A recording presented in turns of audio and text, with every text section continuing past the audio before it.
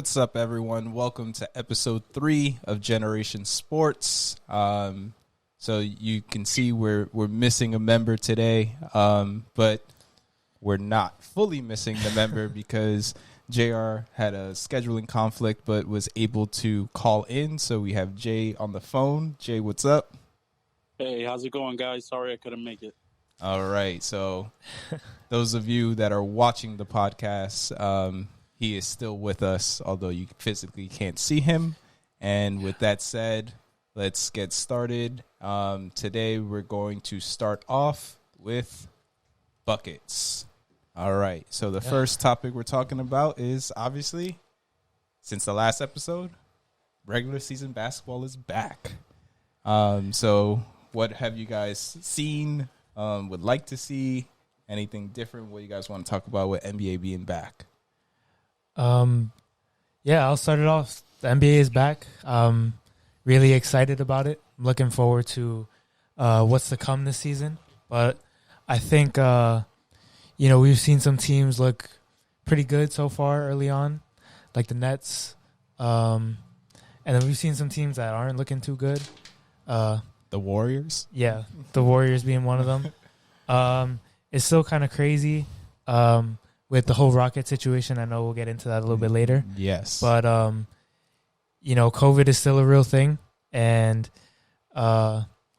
it's definitely going to affect the season. It already has a little bit. But so far, we're off to a pretty good start. And I'm looking forward to see how the season unfolds. Well, for me, it's the same song.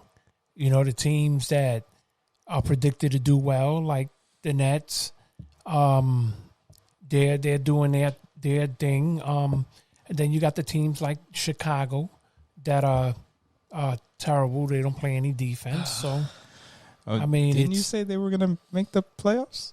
It's still early. I know it's early, but they just got to get them to play some defense. Offensively, they're not bad. Defensively, I'm just giving you a friendly reminder. Yeah. Of your prediction. I did say they had a you slight also said chance the Warriors for the 8th seed. You right. I'm just giving friendly reminders. Okay, it's still early. It's still early. Jay, what do you think? Warriors have a ton of injuries right now. Yeah. They're not looking good at all. And even the healthy guys are just not shooting well. Yeah, it's a lot harder to run that offense and get it going as well as you'd want it to when defenses are sort of like, closing in on Steph Curry and making everyone else do something. And the rookie James Wiseman has played pretty well.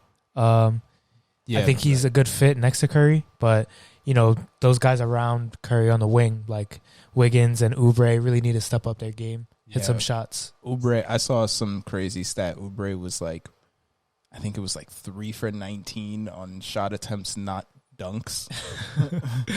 Something ridiculous like that. And then if you watch games, Wiggins just doesn't seem smooth at all.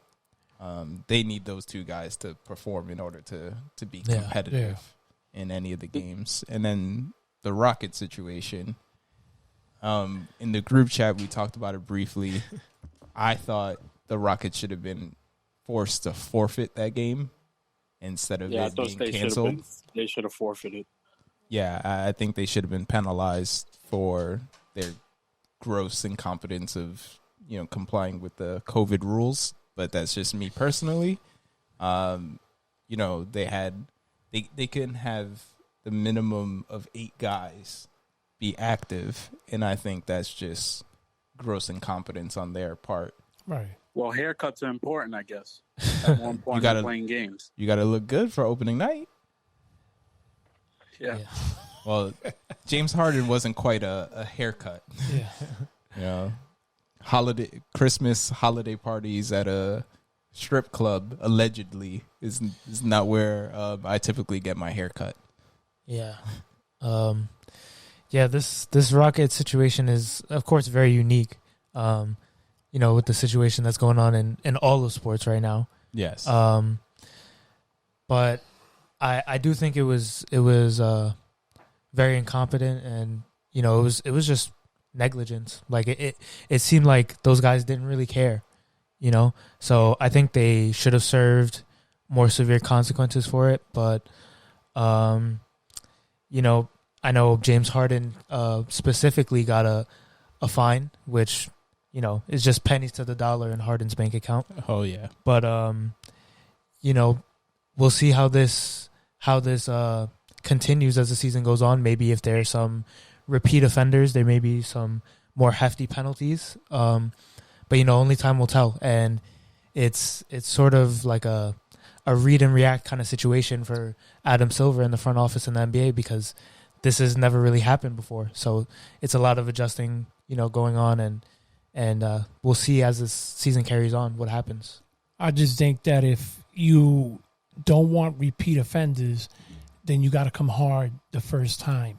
Yeah. And I feel like, you know, in order to stop this, because this is a serious situation. I mean, you got in other sports, for example, like Cleveland right now, where their 4 top receivers are not playing because of COVID.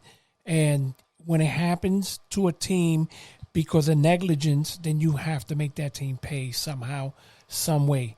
Lose draft picks, fine the players, suspend them, or make them lose the game, make them forfeit the game in order to teach the rest of the league that we are not going to tolerate this. Yeah, I 100% agree. And I agree with that. A quick transition from losing games. Giannis got the Supermax, and then first game back, loses the game at the free throw line. Yeah, that was rough. Obviously, it's one game, and you can't put a whole contract on one free throw like Twitter was trying to do. But what do you guys think of Giannis and receiving the Supermax? And obviously receiving it, he was going to, but signing it.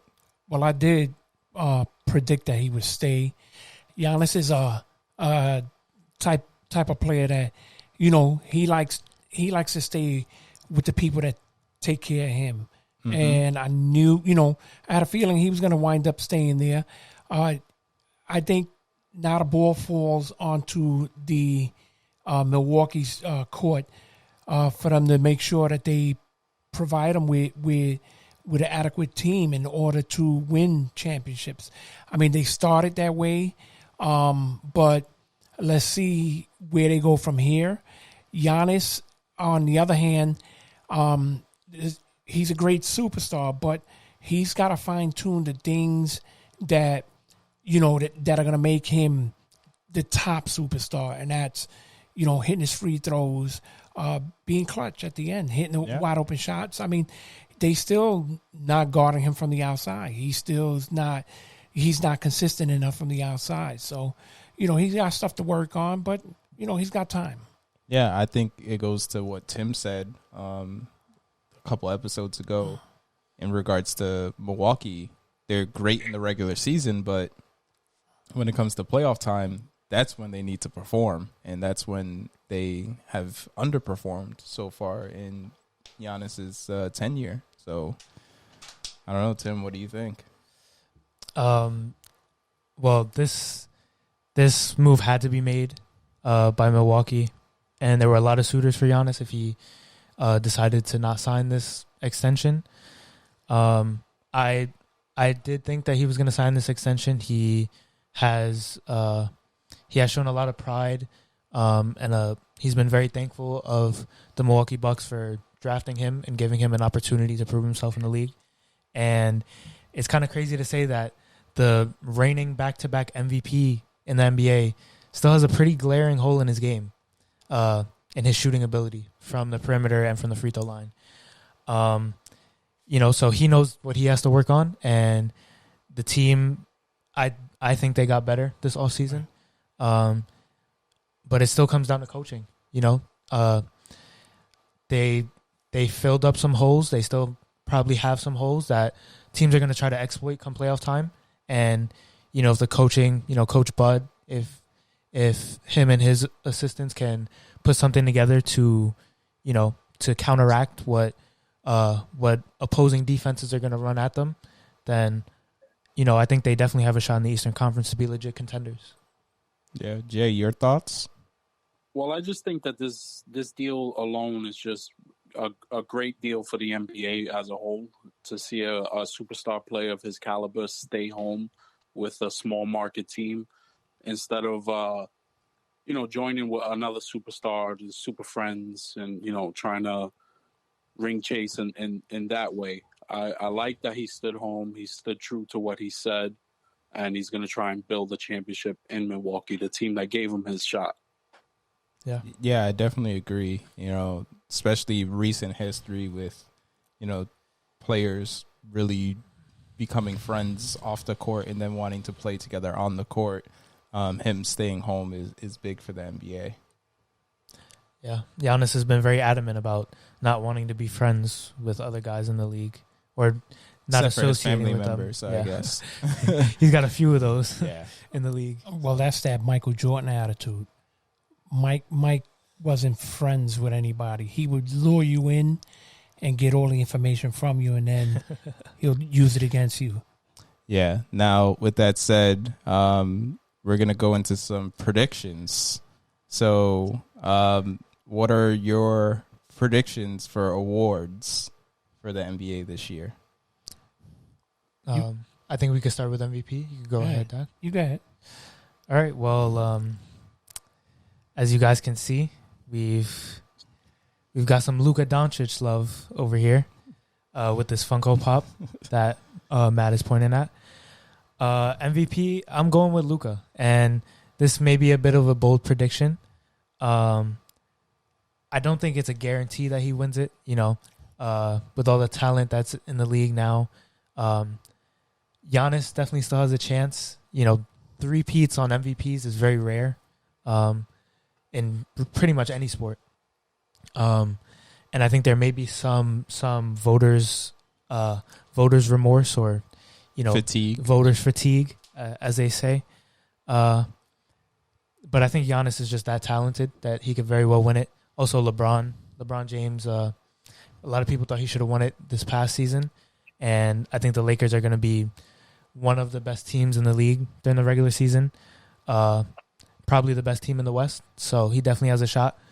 But I think Luka has exceeded expectations ever since he got into the league, even with all the hype he had coming from overseas. And I think he's only gotten better in his time. And, if the Mavericks can push into a top 4, top 3 seed in the West, maybe, that might be a bit overzealous. But if they could do that, I think Luka definitely has a legit chance at winning this award.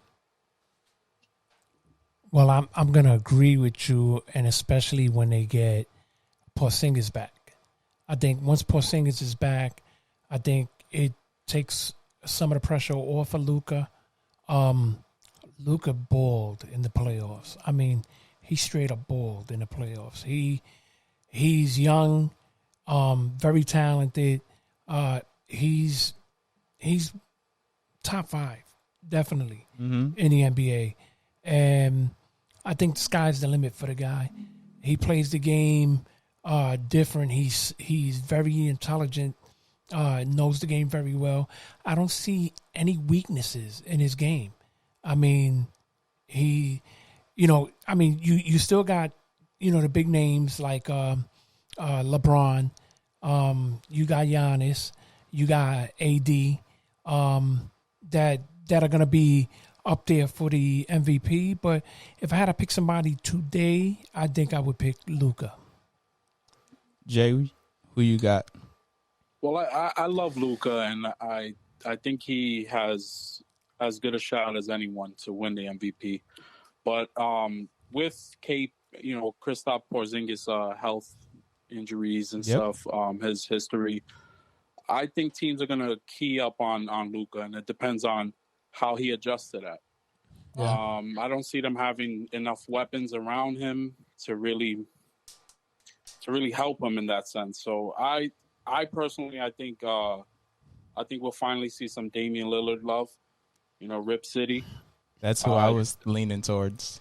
Like that. Yeah, well. I just think he's gonna have more opportunity there. I think his team is a little more rounded than he's had in the past. And listen, I'll be happy if Luka won it, but I'm leaning towards Dame.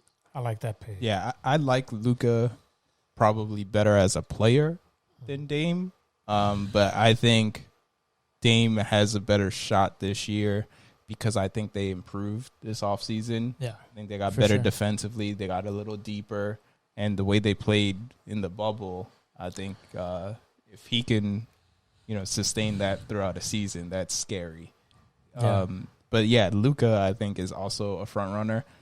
The person that I think has zero shot, and it crazy for me to say, is LeBron James. Because one, voter fatigue, and two, I don't think they might be the number one seed, but I don't think that's something that they necessarily are striving for this year. Yeah. With the short turnaround in the offseason for them, only 72 days, I think they're going to really pace themselves during the regular season. So I really don't think LeBron is going to play. He's going to play a decent amount of games, but I think they're going to be on minutes watch with him and things of that nature to make sure, they're ready for when it counts in the playoffs. Well, it probably hurts him having another MVP caliber player on the team also, with Anthony Davis splitting votes with him. That's true. Yeah. My dark horse. Okay. If I had to pick a dark horse, Devin Booker. Ooh. And the reason for it is because he has Chris Paul there, a veteran who's going to, I think Chris Paul might turn Devin Booker into that, give him that little boost to get him to that superstar level where, because now the pressure's off of Booker. Before, the pressure was on Booker because he didn't have really anybody around him. Now he has a veteran who's going to put him in a position where he doesn't have to have the load on his shoulders, and he's my dark horse. I like that. The only knock on Booker right now is I don't think they finish in the top half of the West, and I think it's really hard to win MVP not finishing in the top half. But I do agree with everything else. That's my only knock on him for MVP. Right. Yeah, it'll be interesting to see. Yeah, absolutely. Now heading over to some football news. The Pittsburgh Steelers. So since we last talked, you remember we were talking about how they were undefeated, and undefeated no longer. Yeah, losing their last three, and they're playing right now. We're filming this on Sunday, so could be 4 in a row. Sorry, Joel. Dad, start us up. Well, like I said before, the road to the Super Bowl leads through defense, and you have to have a running game. You have to have a balanced offense. The Steelers don't have a balanced offense. Yeah, we got feedback from Joel talking about some injuries, but the injuries that the Steelers have are mainly on defense, not on offense, and that's their problem. They have a quarterback who's 38 years old who can't throw the ball like past 15 yards. And they have a non-existing running game. So as a defense, as a team playing against them, I'm going to load my defense up and say, stop the pass, blitz, don't worry about the run, and, dare you to beat me. And then not only that, but I'm going to have the safeties up because you can't throw the ball too far. So I believe my prediction is they will lose again today. That'll be their 4th in a row because they are playing a good Indianapolis team. And then they go to Cleveland. Yeah. And Joel, sorry to say it, but it doesn't look good. Yeah. I just think this Steelers team, like we've been talking about, every time we bring up the Steelers, it's always they're really predictable on offense. A very weak running game and no sense of really a deep threat whatsoever. So very predictable offense, and when you play against the upper echelon teams, it gets to a point where teams will jump on that. Their schedule earlier in the year wasn't the toughest, and that might have been why they were able to sneak away some games And I definitely think they're still a good team, but when you become that predictable and you're playing against the best of the best, it's going to be hard to consistently score on the offensive end. And then, if you have so many injuries on the defensive end, it's going to be hard to pick up that slack. Yeah. No, absolutely. Jay, what are your thoughts? Well, they started off the year strong. It could have just been the schedule and the teams that they faced. But it's been night and day. The second half of the season, they've struggled the last 3 games. They have tough teams the next 2. And this is not how you want to go into the playoffs. You don't want to back into the playoffs. You don't want to have zero momentum. I just think they're in a lot of trouble. See, I agree that you don't want to back your way into the playoffs and things of that nature, but obviously they need to stop the bleeding. But I also think they needed this smack in the face before the playoffs come, because that would have been the only talk going into the playoffs is how, they're undefeated or, had such a great record. I think this takes some of the pressure off of them a little bit going into the playoffs, but they definitely need to stop the bleeding either today or certainly next week to build some of that momentum back. I think that's that balance. They didn't want to necessarily go in too high, knowing that they weren't the best team in football, even though they had the best record. But they need to stop the bleeding fast. I think the only way to do that is play smash mouth football, force feed the run. You got to do something in order to change the way the defensive play. Defensive play teams play against you. Because they're all the teams right now are looking at film and they setting it up the same way that the week before the team has beat you. You got to do something. Yeah. And sticking with football, but moving on to Brady and the Patriots. So obviously Brady, longtime Patriot, and now the Patriots are missing the playoffs for the first time in Brady's first season outside of New England, and Brady and the Bucs are making the playoffs. So what do you think of Tom Brady? A lot of people were saying when he was in New England that he's great, but he's overrated because he's a system quarterback. But now that he's out of that system and he's flourishing, and they put someone else into that system in Cam Newton, and they missed the playoffs. I'll start this one because all right. with Brady, I just think that the system that he went to in Tampa, I mean, they loaded him with so much talent. Yep. Mm-hmm. And then if you notice, like, he's beaten some of the worst teams in the league, but when he's played against some of the better teams, he hasn't fared as well. They gave him everything that he needed. They put a great team around him, and his coach been ripping him because he hasn't, performed the way he should. I mean, against the teams that are not that successful in the league, I mean, he's looked like the old Tom Brady. But then against the stronger teams, he's looked like a regular quarterback. So I don't know if you can say, oh yeah, that Tom Brady is this, the old Tom Brady, the great Tom Brady. My thoughts with Tom Brady anyway from back in the days is a lot of his wins were cheating the system. Spygate, the Brady rule, Tuck rule, the Tuck rule, Deflate. Deflate gate, filming the Rams workout before the Super Bowl. I mean, I just look at it as, he's not as good as they make him out to be. Yeah. Go ahead, Jay. Yeah, I think it was just a perfect marriage between Belichick and Brady, and they had tons of success. Whether it was legit or not, that's for another discussion. I think Tom Brady moving over to the Bucks, they like Hiram said, they loaded up the roster. He has all the talent around him to succeed. Yep.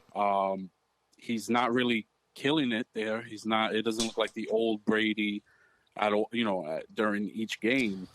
But we're definitely looking at Belichick, and maybe he's a bit overrated. A lot of people thought that maybe he brought the best out of his players always, and I think he just had the right players throughout his tenure. He has some talent there, and they're just not winning with it. Whether Cam Newton is the reason behind that, or just a combination. I don't know. I don't know if Brady is gonna show the same type of championship caliber play in Tampa. I think both the player and coach are both trending in the wrong direction for sure. To me, my question is, how much stock do you put in this one season, especially this season with COVID and True. The uniqueness of the year of, shortened training camps, canceled games. Some players are inactive, reactive. Obviously, that happens every year anyway, mostly in football because of injuries. But how much stock do you put in it just this one year with it being such a crazy season already? That's the lens I'm looking at. Wrinkle. Yeah. It's definitely interesting to think about. This year is a big anomaly in a lot of aspects. But I think when you think about it from the Patriots' perspective, Cam Newton, he was great a while ago, and he's just not the same player. And he's a very different quarterback than Tom Brady, to say the least.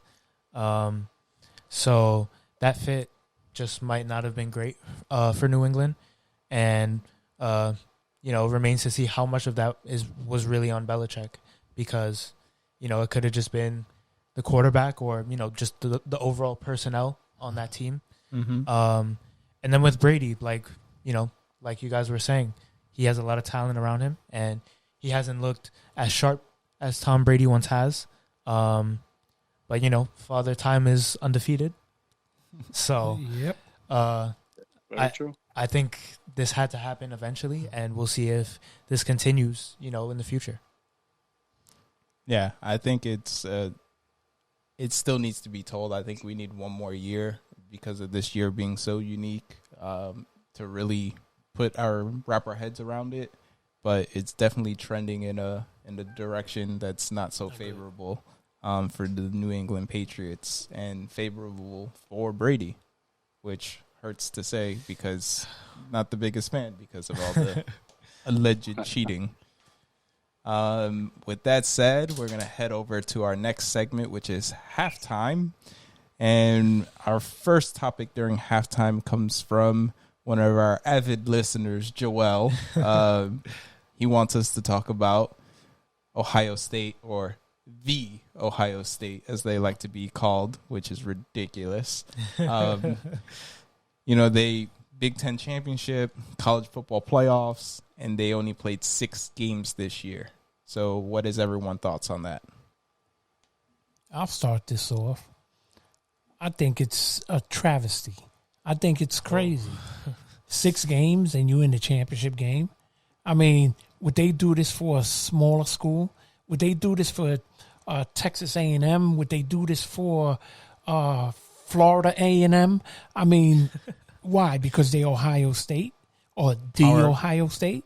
I mean, college football is all about Power 5 yeah. and no one else. Yeah, well, I don't think it's fair. There's rules, and everybody should have to, abide by the rules. And if it says that you have to play a certain amount of games in order to be considered for the championship, then that's it. Even though I think they're going to get destroyed anyway, but well, I mean, time will tell on that one. Yeah, we'll circle back. Yeah, I think it's going to wind up being an Alabama-Clemson championship, but I've been wrong in the past, so. Yeah, I'm a little I'm a little indifferent on this one. Okay. It's interesting because Ohio State has only played 6 games, but they have looked pretty impressive in those games. Obviously being undefeated, and for me, just thinking about it, I feel like it's hard to blame Ohio State for the scenarios that they've been in and for the cancellation of these games, because they can't really control what happens and whether guys are healthy or not, or anything like that. So I feel like it is hard to penalize them for that, but in the same breath, I feel like their resume is very small, and it's it's a very small sample size to go based off to give them such high consideration to be in the college football playoff. Yeah, I agree, because they had 3 games canceled this year. Right. 2 out of the 3 were not their team.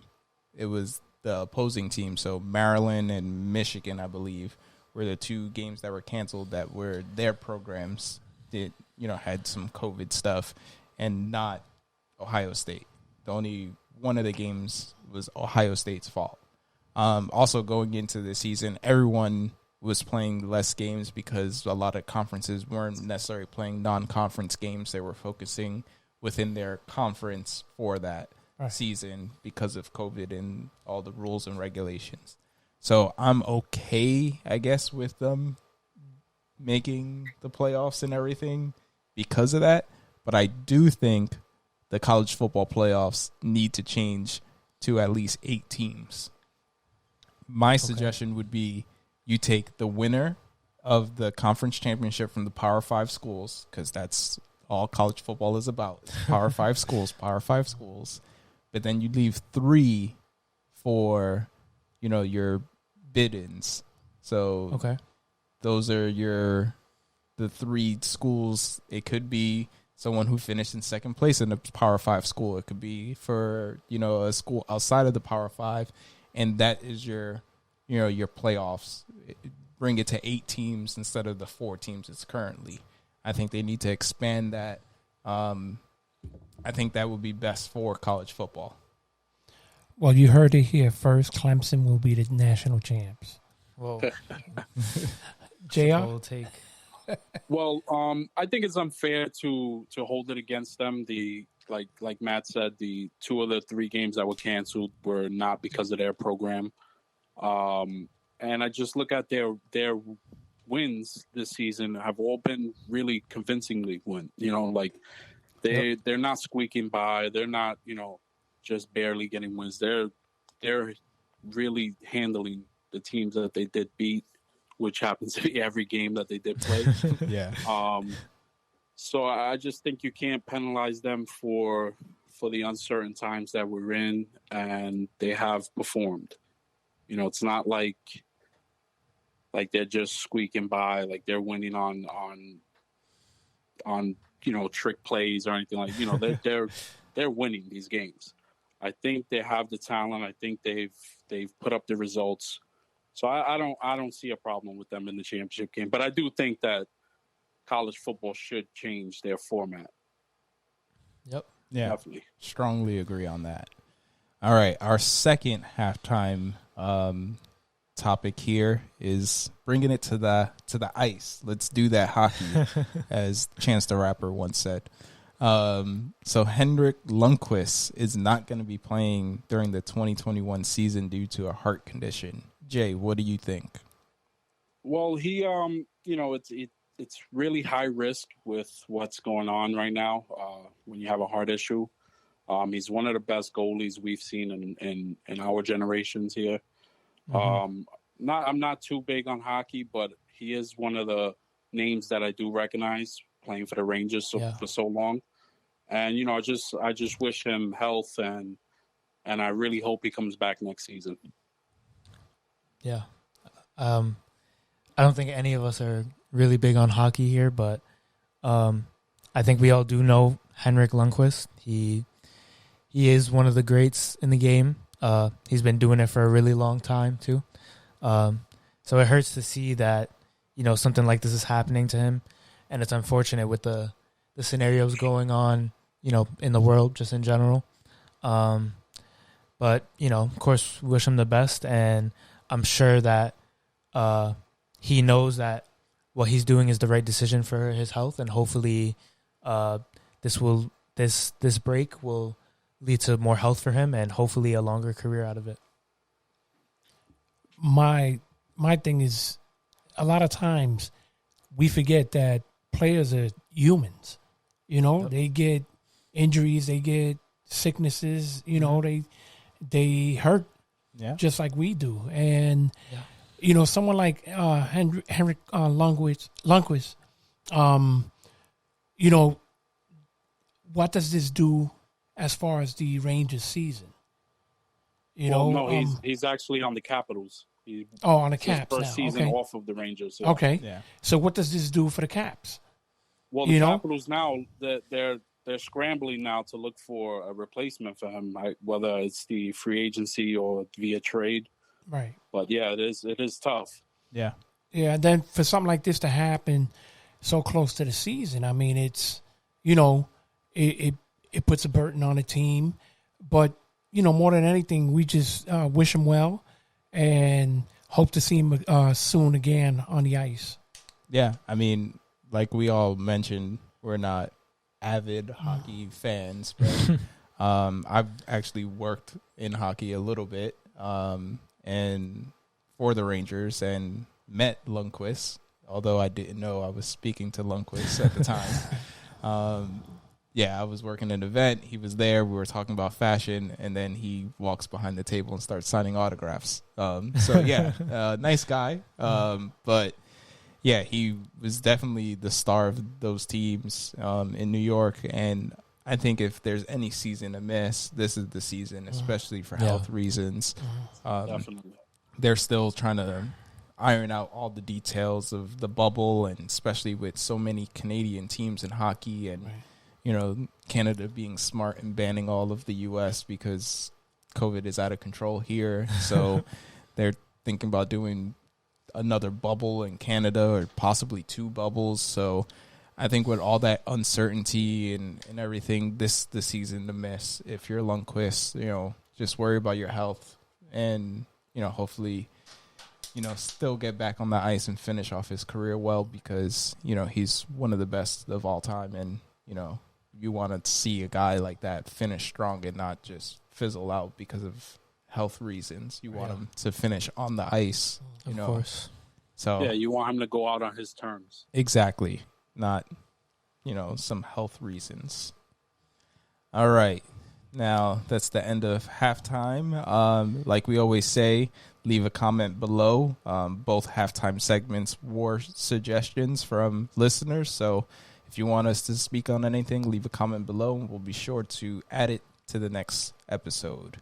And now we're moving on to GoinYard, and we're going to talk some baseball. Yep. So big recent news in baseball.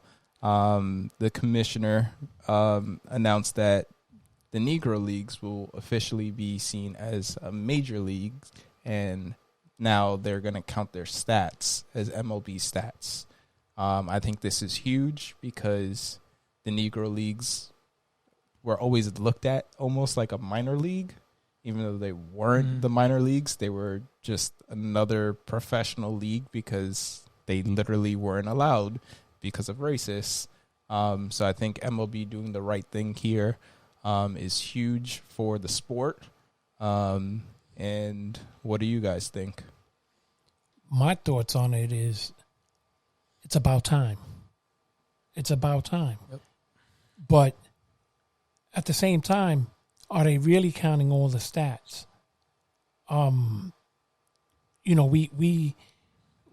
in an era now where we see a lot of racism, but nothing like, back then. You had Satchel Paige, one of the greatest pitchers that, put tremendous winning seasons in the Negro Leagues, but never really got the opportunity towards the end of his career. Yeah, I forgot what age he became a major leaguer, but it was like late 30s, 40s, I feel like, Right. when he became a major leaguer. And, you know, it's amazing because speaking about the Negro Leagues, and you know that Jackie Robinson came up with the Dodgers. Mm-hmm. The Dodgers also have Roberto Clemente in their minor league system. And the reason why Clemente didn't come up also is because they already had brought up one Negro. So they didn't want to, you know, and they were getting already flack for that. So yeah, lots of it. So Clemente was left off the 40-man roster, and the greatest Rule 5 signing in the history of baseball, the Pirates signed Clemente. And, you know. Not many Hall of Famers. Yeah. Rule 5 draftees. Yeah. Right. But, yeah, if they are planning on counting all the stats, then that'll be great. But if they're going to only, you know, count some and not all, then, you know, why bother? Go ahead, Jay. Well, my question is now, so some of these years are going to count towards, you know, MLB stats. Now, does that also give them the tenure? Do their families receive some kind of payments now because they're considered major league players now? That's one of my questions on the subject. And also, you know, they're only counting certain years. So, like a player like Josh Gibson, you know, he's widely considered the home run king because he hit over 800 in his career, but only 200 and something are going to count towards the major leagues. You know, how does that work? Like, how are you going to count some stats and not count others? Yeah. You know, I don't know how it's all going to shake up, but it is about time. I'm glad that they stepped up and finally are showing some recognition to the Negro Leagues. Yeah, I feel like for something this drastic and this monumental, I definitely think Major League Baseball should go all out and, you know, include all the stats and provide, you know, players and their families with, you know, all the incentives of being a major leaguer, because a lot of these guys very well could have been major leaguers their whole careers, if not for the racism and segregation of that time. But I also think this is great. This is definitely a step in the right direction. And, you know, it's just great to see that there's some more inclusion in the sport. It's a great move for baseball. And, you know, a lot of avid baseball fans know a lot of these guys already, and it's good that they're being included in the spectrum of Major League Baseball and not just separated into a minor category. Yeah. Like I said, everyone, when you're speaking of the Negro Leagues, it always seemed like they were talking down on it as like a minor league. Yeah. But Jackie Robinson, I believe, broke the color barrier in 1947. So then from 1948 to 1959, so 12 seasons, 9 MVPs from the Negro League in 12 seasons. It was not a minor league. These guys were good. They were so good, they were the best in the game 9 out of the 12 seasons. Yep. Once, and that's given a year for Jackie Robinson being the only black player in Major League Baseball. I'm not counting 47, even though he won Rookie of the Year and finished 5th in MVP in that season. Yeah. But from 1948 to 1959, they had that many MVPs. They were really, really good ball players. They just weren't allowed the opportunity. What's crazy is Jackie Robinson broke the color barrier, and yeah, he wasn't the best Negro player. Not by far, he wasn't. Even though he did win an MVP in 49. Right. It just goes to show you the talent coming out of that league. Yeah. Absolutely. And the crazy thing with the Negro Leagues, too, is they were multiple different leagues at the time, and they were outbidding each other for certain players and things like that. So that's where I guess some of the stats, you know, are hard to track down because they were a few different leagues. Right. But the Negro League was the main one, even though some of the best players went on to play at some of the other leagues, like the Eastern League, right. And some players just played overseas, right, in in South America because they was not as segregated, and some owners were just paying more money. right. So that I understand some of the stats might be tough because Right. of that, but I think this is a step in the right direction, and hopefully, with due time, they figure out all the stat stuff and definitely taking care of their families, like Jay said. Yep. All right. Another thing in baseball, everyone's favorite agent, Scott Boras, talking about teams lost profits and not money in 2020. So what do you guys think of that comment? And Major League Baseball always have been very protective of their books, especially with the public and even with the Players Association. I mean, it's a very interesting quote, to say the least, because you look at teams like, the Phillies coming out and saying, hey, we lost millions of dollars and we're not going to be able to sign some of our guys, and we might even have to trade some guys. That's how much we lost because of this season. It's interesting to see because, maybe it's just the ownership's perspective, not wanting to spend as much because of the financial circumstances and because of the lack of revenue coming in. But, if it's really true, then it's really going to benefit teams with ownership that's willing to spend money during this time, because if they're not losing as much as people really think, then it could be really beneficial to go after guys and try to make a big splash now while other teams might be falling behind. I think is the boy crying wolf. Owners make enough money. There's years that they make so much money that they can pay their players and pay them 3 or 4 times the salary they're paying them. I just think, they might have lost some money here and there, but not to the amount where they should be crying. It's to me is just, again, it's these rich owners, not making as much as they normally make, but they made their money. Yeah. And that's what it is to me, is they're crying out, because they're not making the extra, 500 million more that they normally do. But I just think it's, in due time, they're going to make that money up anyway. Once the fans are able to go back to the game and everything else, they'll raise the price on the hot dogs and they'll raise the price on the soda and the beer and everything else, and they'll make their money. Jay, your thoughts?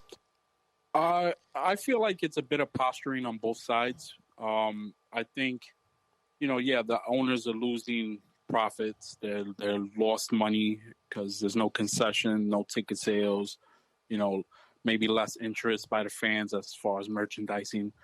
But I think even through all of this, I think they still made their money. They may not be as quick to spend on their roster moving forward because of the uncertainty of the cash flow coming in. Mm-hmm. But at the same time, I think Scott Boras is doing what Scott Boras does.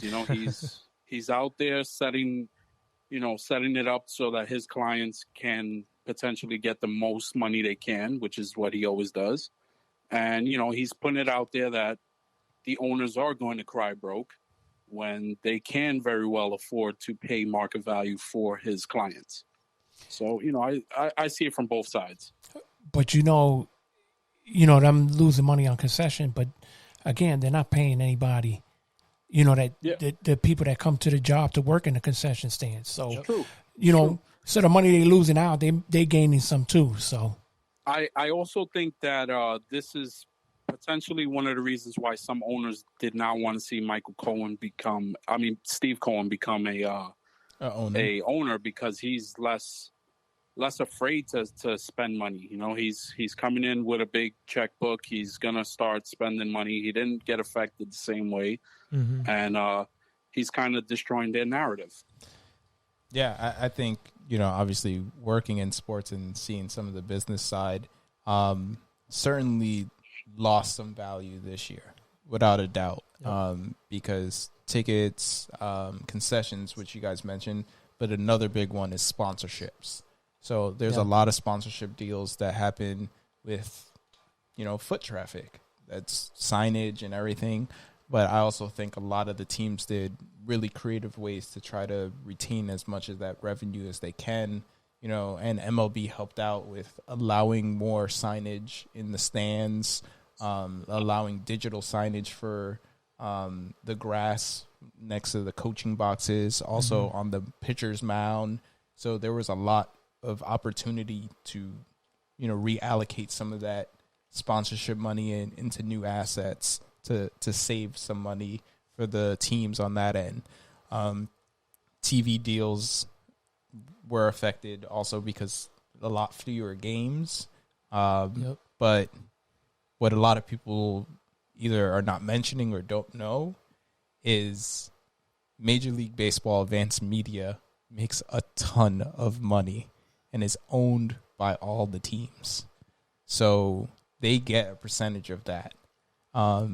They were very big on Disney Plus launch, and they stream March Madness. Obviously, no March Madness this past season, but that's another revenue stream that people typically don't mention that teams are benefiting from.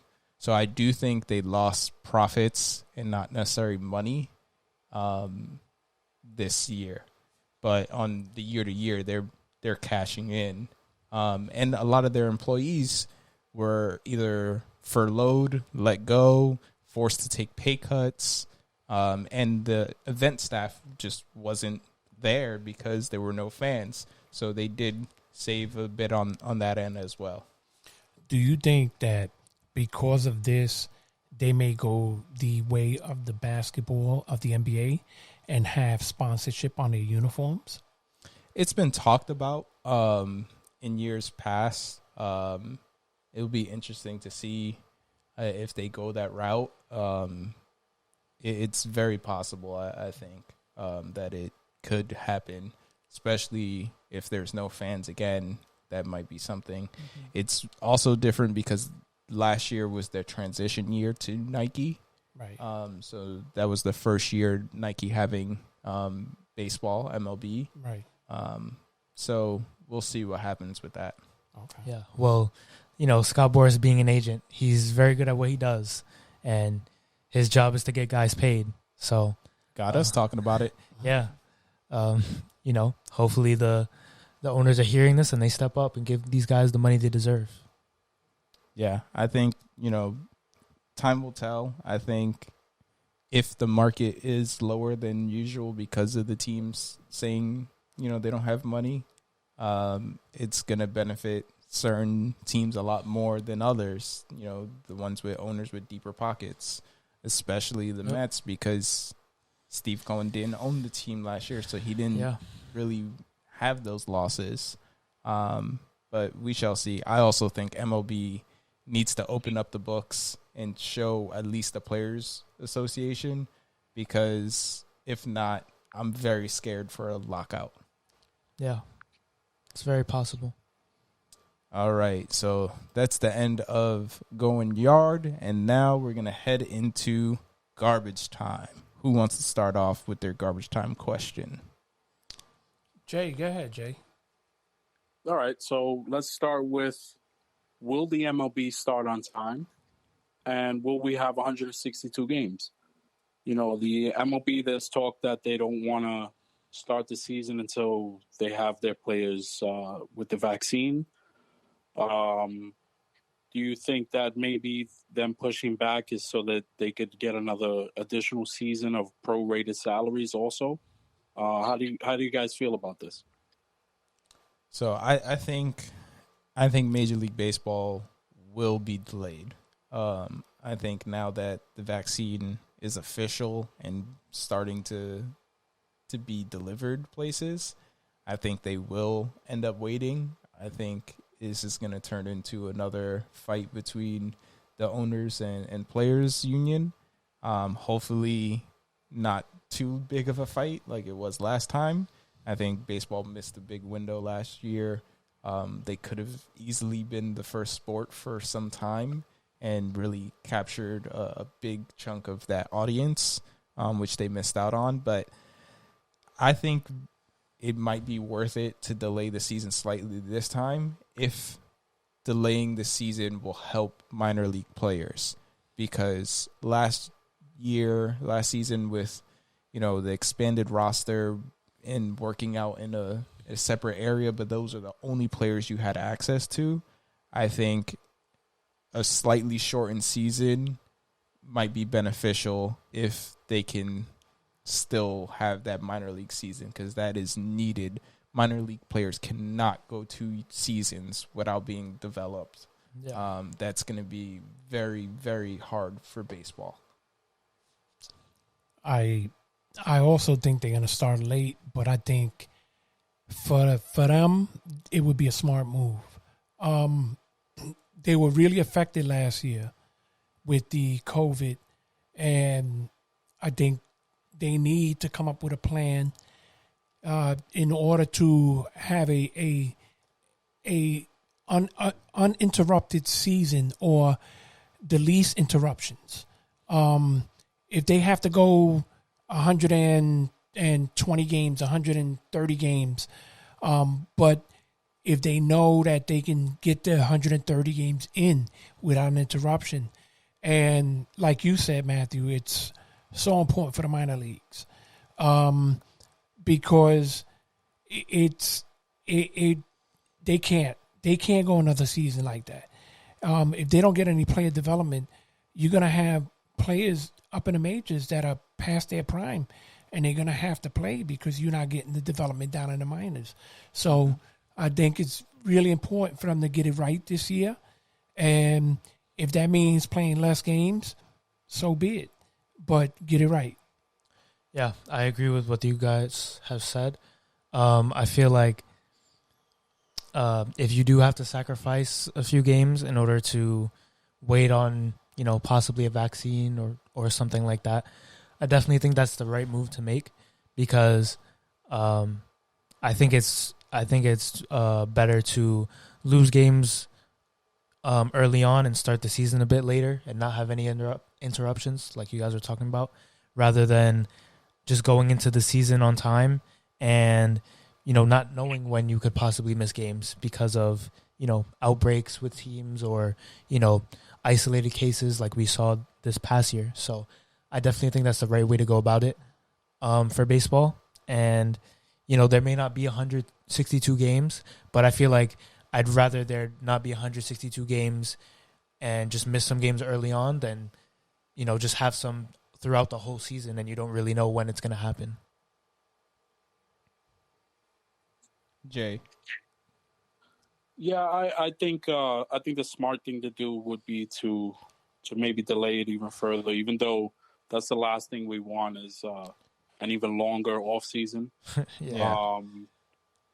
But in looking at health moving forward and just getting back to some kind of normalcy, I think it's very important that they get vaccinated and kind of lift some of the restrictions moving forward, and hopefully have a minor league season, some player development, and just get back to baseball. Baseball has the advantage that it's not really a contact sport so much as basketball and football.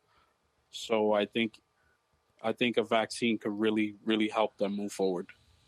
Yeah. All right. Who wants to go next with their garbage time question? Yeah, Tim. All right. Well, this is Christmas has just passed us, but it's still the holiday season. And in honor of that, my question is, what is all of you guys' favorite holiday sports moment? Well, mine would be the year that Shaq went over to Miami, and the first time he faced Kobe, which they were not the best of friends, was on a Christmas Day, 2004. And it was Kobe's LA Lakers against Shaq's Miami Heat. And what made it so memorable is that towards the end of the game, Kobe drove and got Shaq to foul Shaq out, and the game went into overtime, and D. Wade wound up winning the game for Miami. So Kobe might have got the best of Shaq, but Shaq got the last laugh at the end. So that was one of my most memorable Christmas Day games. Yeah, shout out my boy Ryan. He's a big Heat fan, and he wanted me to show some love on this episode. All right, Jay, what's your moment?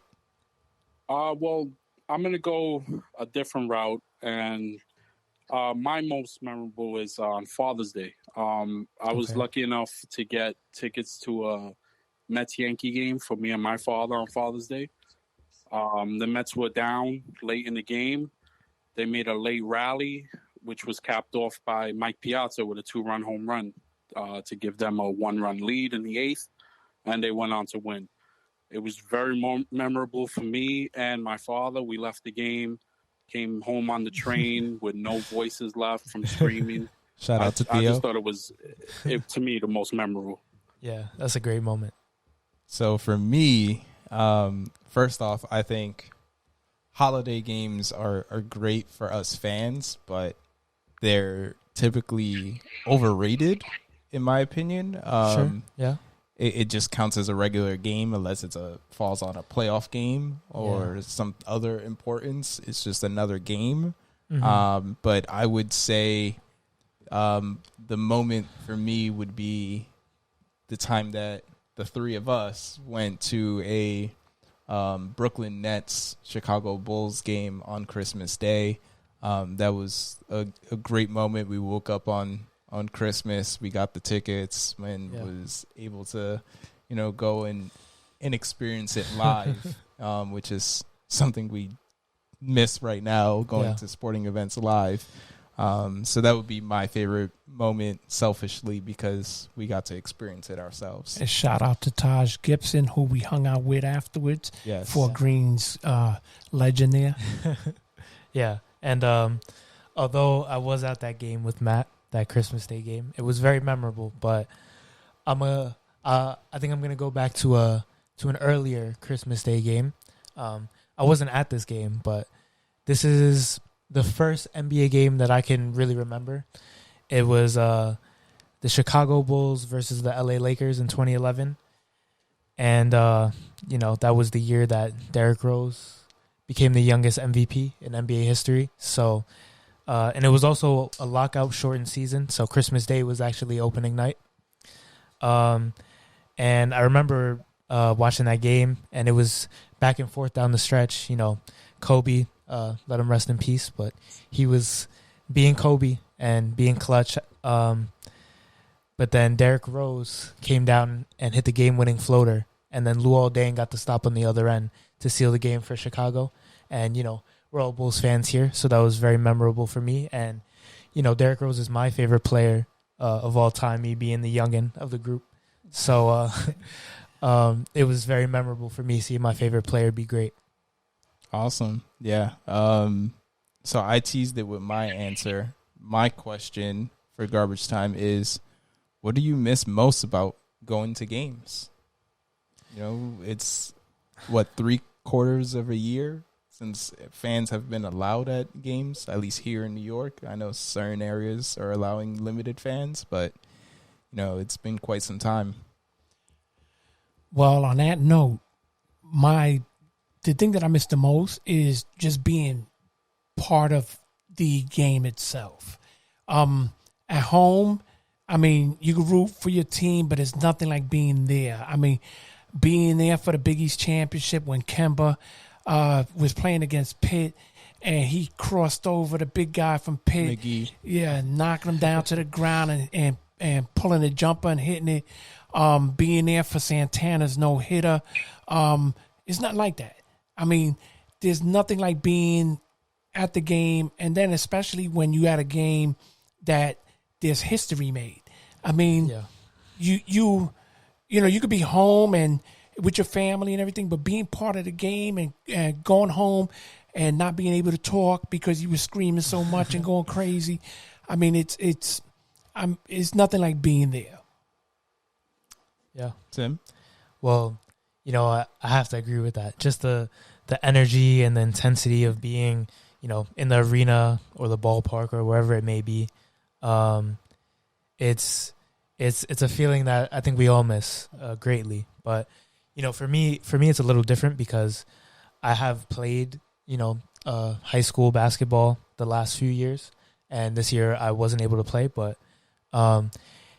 playing is a very different vibe than like watching a game because, if you're playing in a game, you might have to, prepare yourself mentally and physically, do some warm-ups and, get that energy from yourself and from your teammates. But then watching a game, even just watching, you still get that intensity and that drive and, you're rooting so hard for your team to win. And it's just a feeling that can't be replicated from your seats at home. So, I think we're all looking forward to sports coming back for us, how we love them and remember them. But, just any sports right now will do because we've been missing that just in general for a while. All right, Jay? Yeah, I think you touched on it with the energy part. Just during clutch moments, rooting for the home team, momentum changing, things of that nature where you and the entire crowd, you're all, like in unison chanting whatever motto you have for your team. For us is "Let's go Mets." There's a lot of things that you feel in the arena or stadium that you just don't get sitting at home. It's a whole different atmosphere. That energy. Yeah, I think, I think all the sporting, teams and franchises have done a pretty good job with the crowd noise, but the fake crowd noise, it's nothing near real thing. So I think that energy that you get from the crowd noise, the little moments too from the crowd. So like, at baseball, foul ball and the fan makes a nice catch. That might be the loudest cheer you hear all game. Yeah. Those little moments that you get from the crowd and being home, there's too many distractions. You're comfortable in your own house. Yeah. You can walk to the kitchen. You, grab a snack. Obviously, during a game, you're walking to the concession stand, but that's a different feeling, a different thing. You're sitting at home, a commercial, you can change the channel. Being in that atmosphere, in an arena or a stadium, that is just less distractions. You're more focused on the game. You're locked in, and just that real, genuine crowd noise is what I think I miss the most. Right. All right, last one. Go ahead. So, in your lifetime, what is the most memorable trade that you have witnessed in your lifetime in sports? Jay, you want to start this one? You had a good one. Sure. All right. So I have two. My most memorable trade is when the Mets landed Mike Piazza. To me, it came out of nowhere.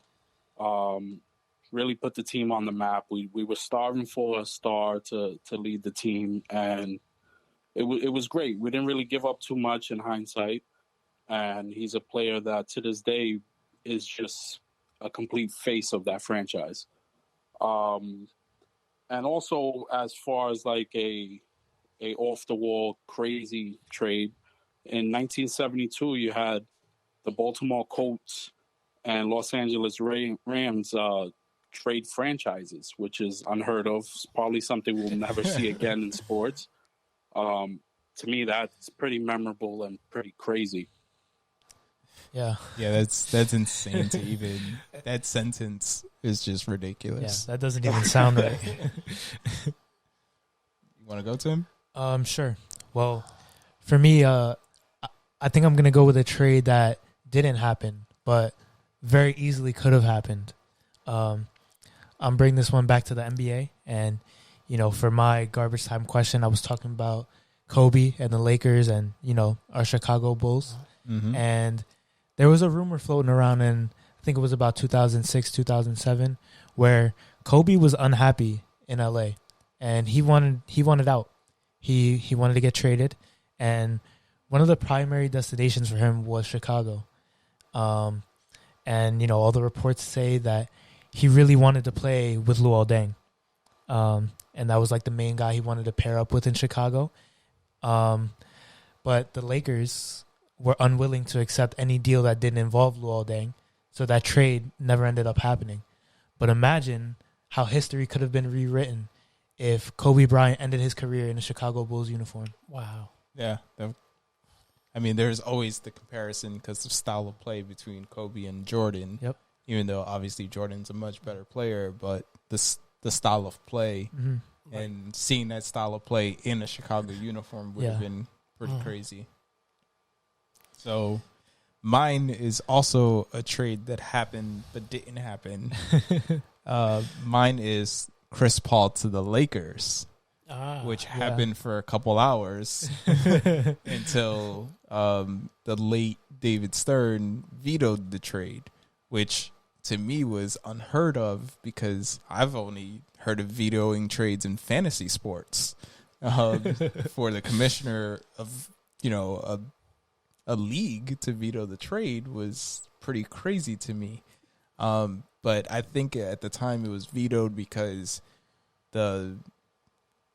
who was it? It was New Orleans. Yeah, New Orleans didn't have an owner, or the team was up for sale or something like that. They were like temporarily owned by the NBA. Exactly. So they had the power to veto the trade. Exactly. So the NBA was in charge of the team and making those decisions, which was very unique and off the wall for me.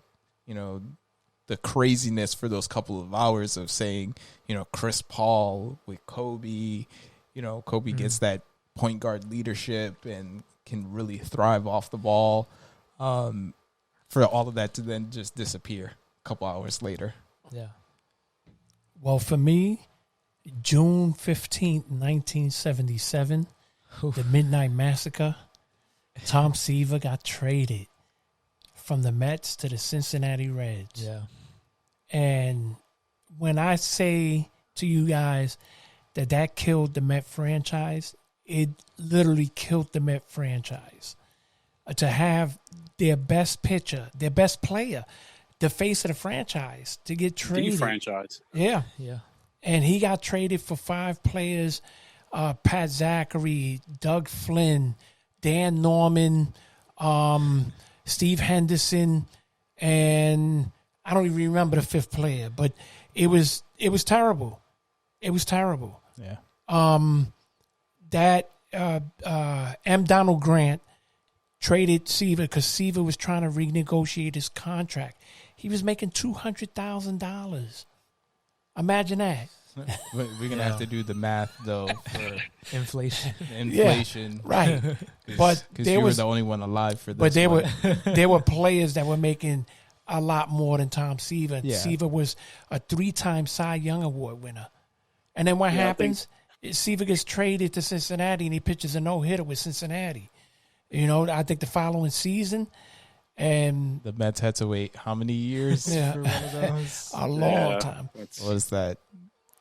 Like 40. Yeah, I think it was like 36 years later. Like almost 40 years.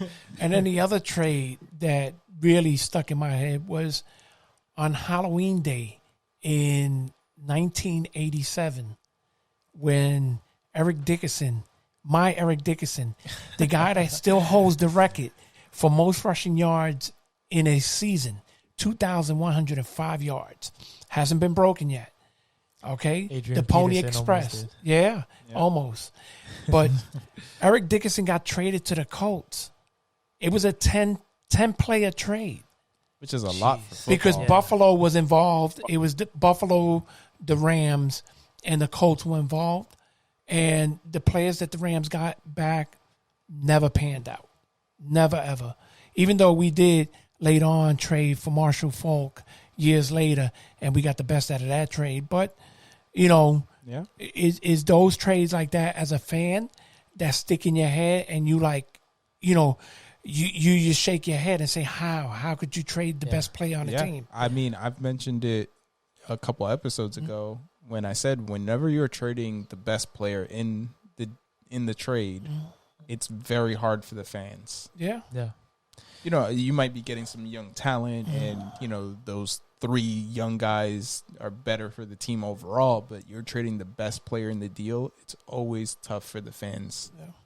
Yeah, because it's always hard to replicate that talent that you get from that one guy. In the Tom Seaver trade, Bud Harrelson, the starting shortstop for the Mets, said he cried. He cried when But there was no crying in baseball. There was crying that night. Yeah. All right. Well, that wraps up episode 3. Thank you, everyone, for watching. Please like, comment, and subscribe. And we'll be back again in 2 weeks with another episode. Until next time. All right. Peace. See you guys. Later, guys.